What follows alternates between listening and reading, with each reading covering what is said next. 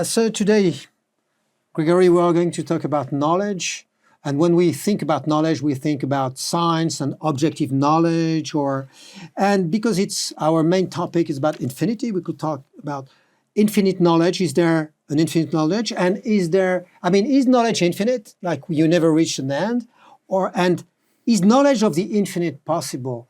In a way, your omega number proves actually that you can know the infinite. It depends what we understand by what means knowing. What does knowing mean? Yeah, well, yeah, that's the fun with omega, that it's sort of as concrete as possible example of something that absolutely escapes our knowledge. On the other hand, it has a very simple mathematical definition. You know, there's a little equation. So it escapes our knowledge, or it allows us to know the infinity? The numerical value escapes us, but the idea is very simple. So in that sense, it's a simple idea of an infinitely complex object. Simple idea that gives you an infinitely complex object. And then there are the older infinities of Cantor's theory of infinite sets, which are pretty wild because it's a completely open system. So it starts feeling like theology at some point. There are no names for the objects. There are paradoxes. There are contradictions. It's great fun, but that was why Poincaré said set theory is a disease from which future generations will be happy to have recovered. And Hilbert said, on the contrary, no one shall expel us from the paradise that Cantor has revealed. So that was very, very controversial. So yeah, there is knowledge of the infinite and infinite knowledge. I think the world of pure mathematics, the Platonic world of mathematical ideas, has an infinite amount of knowledge for us there. And so you think knowledge is infinite, like in first. You think that you can always know something that is not yet known, and it will be always like that. Yes, I think that pure mathematics is demonstrably an open system. It cannot be captured in a finite set of axioms. It's creative. Okay. So you don't believe in unified theory. You don't believe in M theory, the theory of everything or something like that. You don't believe in that. It's attractive, especially for people with a monotheistic background, right? To have one theory for everything. I mean, now, what is a theory? Because if we have the Greek root for theoria, that just means that you see things. So is that even possible to see everything? Just in one. To imagine everything? To imagine everything. Well, some of Cantor's stuff, I think you have to view it as a mystical experience. When it gets to very large infinities, you can sort of feel that maybe it's maybe like Sufi mysticism, that you get an empathy with the infinity of infinities and bigger infinities. But it's not knowable in detail. So again, we come back to the very definition of what could it mean to know something. Does it mean to grab it, like to take it in your hand in a way like you know it in your intellectual hands? So you could call, like, you make it something. In fact, if you take it in your hand, you make it something finite. So there will be something contradictory in itself, like paradoxical, to say that you know something that is infinite, because the very definition of what you have, like being to know will be to actually grab and make something finite. Right, although there are ways of knowing where you don't actually grab it. It's more indirect ways of knowing. For example, for me, all the fun in mathematics starts when you start talking about uncomputable things that have simple definitions or elegant definitions, things that seem rather concrete, but in fact turns out that you can't calculate them. In that sense, they're unknowable, or you can't prove them. And the simplest, most concrete question I've discovered is actually not connected with the omega number, which seems to inspire more people, actually, because it's pretty wild. But it has to do with just showing that you have the most concise theory for something. That means the shortest program that calculates something. That's the best theory for something. It's the simplest theory that explains something.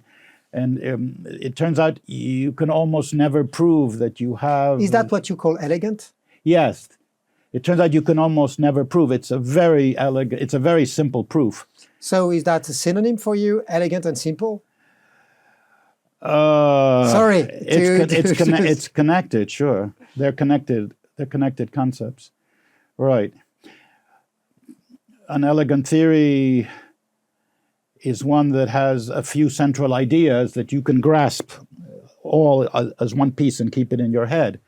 If a theory requires 5,000 equations, at least with our mental capabilities, it's going to escape us. It's like a Baroque theory when it's just have like so many. Well, Baroque is beautiful from an aesthetic point of view. It is. It is. Yeah, but you don't want everything to be minimalist Zen, right? Yeah. The simplicity. Although I personally find it very beautiful, but it's interesting to contrast it with this wild Baroque Rococo madness or Hindu. Because Hindu aesthetics. You know that Leibniz was obsessed with Baroque. I didn't know that. He was. The idea that things are completely, on a mathematical point of view, actually, the fact that is it possible to calculate all those differences inside differences, inside differences, inside differences? It's just, he was obsessed by something that is called folding, the fact that it's fold. How can we know the curve of the fold and the fold in the fold in the fold in the fold? There is even a book by Gilles Deleuze that is called Leibniz and the Fold. Le pli. Yeah, I looked at it and understood nothing because as a mathematician, I couldn't get it. That's great, but because then that means fractals. there's something left that to sounds know. like fractals. Yes, exactly. But there's also another Leibnizian thing like this that I do know about, which has to do with what is being alive. And he said there are two kinds of machines. There are machines made by us humans, and then there are divine machines. Divine machines are animals. And the difference is that if you break a machine that we design in parts, the parts will be nothing, will not work. He said, it's machine infinitely machinized. Yes, whereas with a divine machine, the parts are also alive. Yeah, because it's machine infinitely machinized. Right. While in fact, mechanized, but it's like a mechanic that you can't, you don't know what is the last level. In a machine that a human actually make, we know what is the basic level. But in a live machine, you always have a machine inside a machine inside a machine, like ad infinitum. Yeah, I mean, you go down to the whole, right. You have the whole organism, then you go to organs, for example, and then at some point you get to individual cells, and then within the cell you have the DNA, you have the energy source of the mitochondria, and you keep finding smaller. The mitochondria were supposedly separate organisms, and cells originally were single-celled organisms, and then you start building bigger structures. What is it also interesting if we are talking about organisms and living beings, etc. And when we are talking about knowledge, because I try to stay there in what is knowledge, Henri Bergson will say that knowing things intellectually, in his mind, it's knowing things intellectually, that means formally, to formalize. And in his mind, it will be also to make to make movement or time being space, being something static. It's actually to kill what you try to know. It's because you try to know something. For instance, time is just the very motion of things. But when you do physics in a certain way, you want to know what is time, and to know what is time, you know it through different places that are just spaces, and you don't understand what is actually the motion itself, because you in a way you kill time in order to see. To understand it. In special relativity, time becomes almost like another dimension of space. You sort of kill it, but that's this idea that understanding is reductionism, which kills, which slaughters what you love. In that way, knowing will mean killing. That would be sad. But with the omega number, you can know the omega number, you write the equation, you prove theorems about it, but it remains ungraspable. On the contrary, it's what I'm saying. I think your omega number is actually living knowledge, because it leaves open. It's not killing what it is supposed to actually observe or say or. And It's not reductionist. Yeah, and you remember last time we were talking about this idea that we could make a difference, at least I tried to make a difference between dogma and theology. And usually we mix all that together, but I think a dogma is when it's closed, while theology is when it's open. Oh, that's beautiful. I love that. And I think you have a knowledge with dogma when you make things into a prison, like you will say you kill it, in fact, because you want to break the infinity. You want to make it finite. And it's what you actually call knowing. And there is the other way where you accept the infinity of things. And what you want to understand, you want to, on the contrary, open it. Open even your own formalization. Bravo, mon ami. Well, Hilbert's cemetery, his program, which mathematicians believed in, was to find a fixed set of axioms and rules of inference for all of mathematics. That would have been knowing, because it would have, but it would have been a closed system. It would have been like a cemetery for mathematics.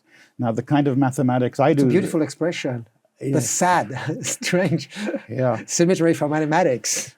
Right. Whereas, Virginia and I call postmodern mathematics is an open system. It emphasizes there's unlimited scope for creativity. We're never going to know all the principles. There's always more to discover. And that's a completely different vision of mathematics. Now, you have to live with uncertainty, but you get a lot in exchange for that. Mm-hmm.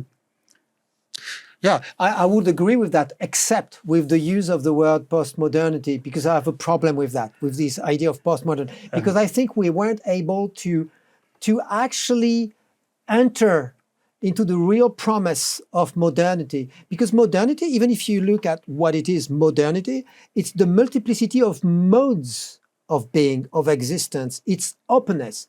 But we weren't able to actually enter into its openness. And that's the reason why in my book that I call chaos, and I took the Greek, because for the Greek, it's positive to say chaos. It's really positive. Okay. It's a whole. It's supposed to be empty, but it's empty of all possible finite representation. It's what that means. But it has potential to become anything. But it is the potential. It's actually overwhelming. It is the fact that things are always more than what they seem, more diverse than what they seem. And every time you try to grab them, you make some kind of an order that can be useful for a moment, but that is not the essence of things, that always, is beyond that. That's the reason why I call that raw transcendence. Also. Raw transcendence. Because it's a transcendence that is not refined with even religious representations or dogmas or things like that. And I think the real promise of modernity, that was about that. That's the reason why it is, I think, one of the first time in the history of humanity where people were valuing this new value that is liberty, freedom. Because what is liberty? Liberty is just openness without representation. But people weren't able to stand it. Too much freedom. Yeah, too much freedom. It was like there was this anxiety in front of their own freedom. And it's my idea that the 19th century couldn't stand it and invented a new form of dogma that is pure determinism, that is in itself something completely closed and finished, know, and positivism and all these kind of things. And Hilbert was trying to do that too by giving certainty to pure mathematics, by writing down all the principles and getting everyone to agree on it. I think so. Yeah. So you will oppose in that sense Hilbert and Cantor, because Cantor was in the openness. In fact, it's just but Hilbert loved the word Cantor's work.